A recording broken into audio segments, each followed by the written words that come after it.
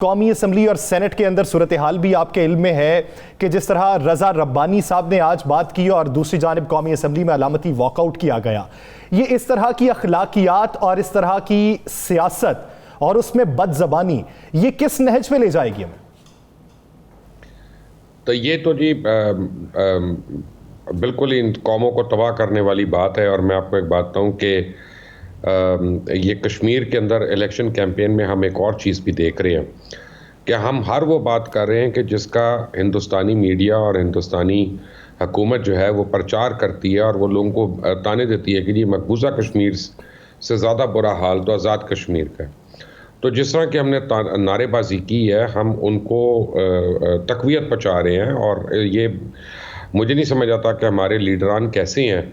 राना साहब कहते हैं उनकी कश्मीर में जाने पे पाबंदी होगी, मैं कहता हूँ उनकी किसी भी जगह जाने पे पाबंदी होनी चाहिए। जो पाकिस्तान की सालमियत की बात नहीं कर सकता, जो पाकिस्तान की खुद मुख्तारी को और कश्मीर की आवाम के कौज़ को नुकसान पहुँचाए, तो उसको तो हम नहीं सपोर्ट कर सकते। ऊपर से जिस नहज पे अब सियासत पहुँच चुकी है, ये इस पर तो 10 फुट की इज़्ज़त रह गई है। 11 फुट पे जो खड़ा होता है वो बेइज्जत कर देता है और बात ही कोई किसी की नहीं सुनता। और ये जो एक दूसरे को बेइज्जत कर रहे हैं, इनको पता होना चाहिए कि कल को जब ये सड़क पे आएंगे तो इनके साथ इससे बुरा हशर होना है। ये नहीं हो सकता कि आज आप दूसरे के लिए गड़ा खोदें और कल को उसमें खुद बच जाए। ये होगा, इनके साथ भी होगा, आप फिक्र ना करें।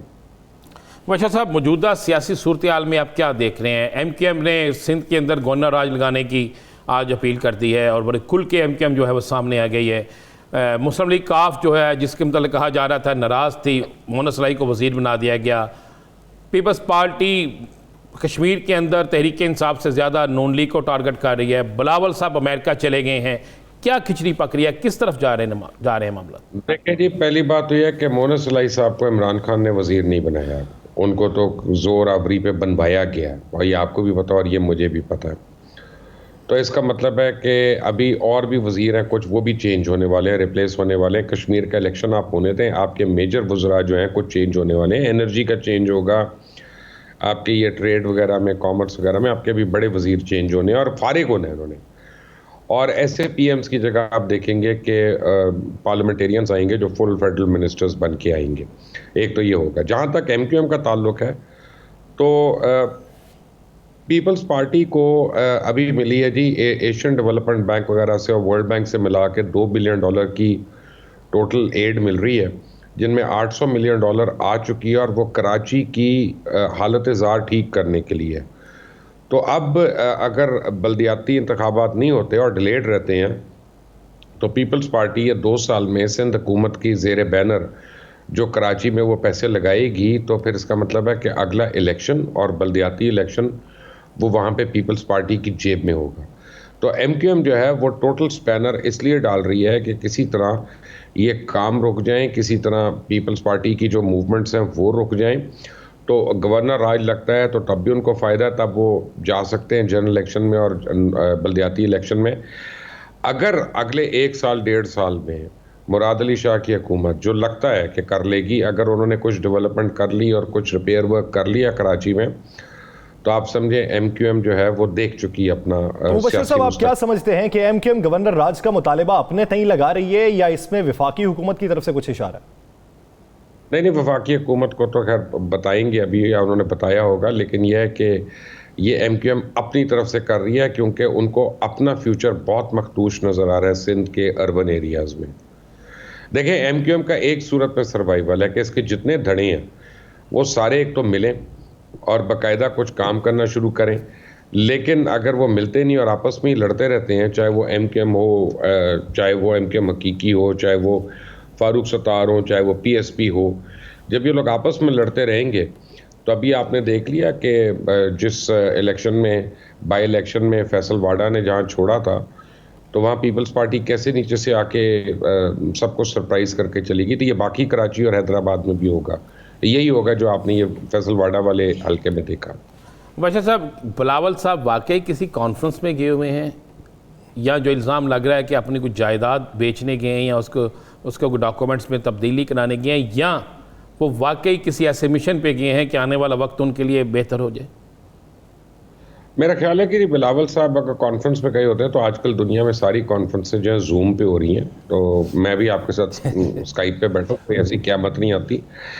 बिलावल साहब जो है लॉबिंग करने गए हैं और उसके लिए वहाँ पे काफ़ी एक दो फर्म्स को कांटेक्ट किया जा रहा है, काफ़ी कांग्रेसमैन वगैरह को कांटेक्ट किया जा रहा है पीपल्स पार्टी की जानिब से। वहाँ हुसैन हक्कानी भी हैं, वहाँ उनके और भी पुराने स्टॉलवर्ड्स मौजूद हैं जो उनकी मदद करेंगे इस काम में, क्योंकि बिलावल साहब ने उनको ये बताना है कि अगर पाकिस्तान तहरीक-ए-इंसाफ जो है वो नो मोर का नारा लगा चुकी है, तो फिर उन्होंने जो है वहाँ जाके कहना है वी कैन डिलीवर, ताकि कोई ना कोई तो अमेरिका को खुश करे और उसके सर कंधों पे चढ़ के आए। आपको अच्छा लगे या ना अच्छा लगे, लेकिन बहरहाल अमेरिका का एक रोल तो है हमारी सियासत में, और वो उस रोल की हाईवे बनाने के लिए गए हैं, उस रोल की मोटरवे बनाने गए हैं। तो क्या मुबश्शिर साहब आप समझते हैं कि आने वाले दिनों में जिस तरह हमारी जोग्राफियाई सूरत हाल तशवीशनाक होती जा रही है, उसमें अमेरिका का अमल दखल फिर से यहाँ पे होना चाहिए? नहीं जी, मैं नहीं समझता, क्योंकि और अब अमेरिका का और कम होता जाएगा अमल दखल, क्योंकि अगले महीने व्लादिमीर पुतिन भी पाकिस्तान आ रहे हैं और आप देखेंगे कि गवादर जो है, और गवादर से 3 रूट जो हैं, ईस्टर्न भी, वेस्टर्न भी और सेंट्रल वाला रूट जो है रशिया के लिए, मॉस्को के लिए, उसके ऊपर भी बातचीत होगी। और अब आप ऑल्टरनेट अरेंजमेंट्स की तरफ जा रहे हैं। देखें, आप अमेरिका से लड़ाई नहीं करना चाहते, आप अमेरिका से ताल्लुकात बुरे नहीं करना चाहते, लेकिन आप चाहते हैं कि हमें कम्युनिटी ऑफ नेशंस में इज़्ज़त के साथ रहने दें और हमारे साथ वही सलूक करें जो इज़्ज़त के साथ किया जाता है, जिसके साथ ये तो नहीं कि आप हमारे दुश्मन को अपनी गोद में बैठा के उसको इक्विप करते रहें मिलिटरीली और हर तरीके से, और इन्वेस्टमेंट्स वहाँ पे करते रहें, और पाकिस्तान को आप कहते रहें डू मोर। खुद आप भाग गए अफगानिस्तान से। तो पाकिस्तान को भी अपनी पॉलिसी रिविजिट करनी है, अमेरिका को भी अपनी पॉलिसी रिविजिट करनी है, और ये जो है अभी आसान सूरत हाल नहीं है। अगले 1-2 महीने में पाकिस्तान के ऊपर बड़ा प्रेशर पड़ेगा, फाटफ के ऊपर ख़ास तौर पे 2 महीने के बाद बहुत ज़्यादा प्रेशर पड़ेगा। अरब ममालिक को कहा जाएगा कि पाकिस्तान में जितना पैसा पार्क्ड है उसको निकालें यहाँ से, तो वो आपके ऊपर प्रेशर आएगा। डॉलर 160 क्रॉस कर गया आज, हो सकता है आने वाले दिनों में वो और क्रॉस करे, तो ये आपके ऊपर प्रेशर्स तो आएंगे अभी, लेकिन कोई ऐसी बात नहीं है। आई मीन कौमों के बनने में प्रेशर्स आते हैं। मुबश्शिर साहब, MKM ने 18वीं तरमीम में तब्दीली का इशारा दिया है, कि फैसला कहा है कि मुतालबा किया है, और दूसरा कश्मीर के इलेक्शन में आप क्या देख रहे हैं, कौन जीतेगा? किसमें कौन जीतेगा जी? कश्मीर के इलेक्शन में। ओके, MKM की जो 18वीं तरमीम की कुछ शिकों के ऊपर बात है, ये तो काफ़ी लोगों की बड़ी देरीना ख्वाहिश है। मैं भी समझता हूँ कि 18वीं तरमीम जो है उसको रिविज़िट होना चाहिए, ख़ास तौर पे उसमें जो रेवेन्यू कलेक्शन है, रेवेन्यू डिस्बर्समेंट है, फिर उसमें हेल्थ है, उसमें एजुकेशन है, ये सारी चीज़ें जो हैं ये फेडरल गवर्नमेंट का सब्जेक्ट होनी चाहिए। इनको प्रोविंस में करके हमने बेड़ा गर्क कर दिया चीज़ों का, और रोक और टोक ख़त्म हो गई है। जहाँ तक कश्मीर का ताल्लुक है राना साहब, कश्मीर जो है ये ट्रेडिशनली हमने देखा है कि जो वफाकी हुकूमत होती है उसकी साथ पे जाता है, जैसे गिलगित बल्तिस्तान है, उसी तरह कश्मीर है।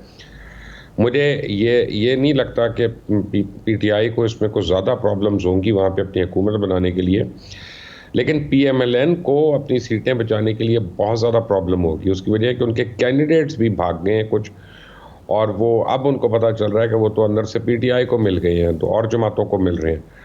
तो PTI मुझे मेन विनर लग रहा है, मुझे आज़ाद उम्मीदवार भी कुछ विनर्स लग रहे हैं यहाँ पे। तो नून मुझे मेन लूज़र लग रहा है, और एक आधी कोई मजहबी सीट आ जाएगी यहाँ पे, और यानी मुझे अब कुछ ज़्यादा डिफरेंट नहीं लग रहा। आज़ाद उम्मीदवार एंड PTI, ये मुझे मेन कन्फिगरेशन लग रही है।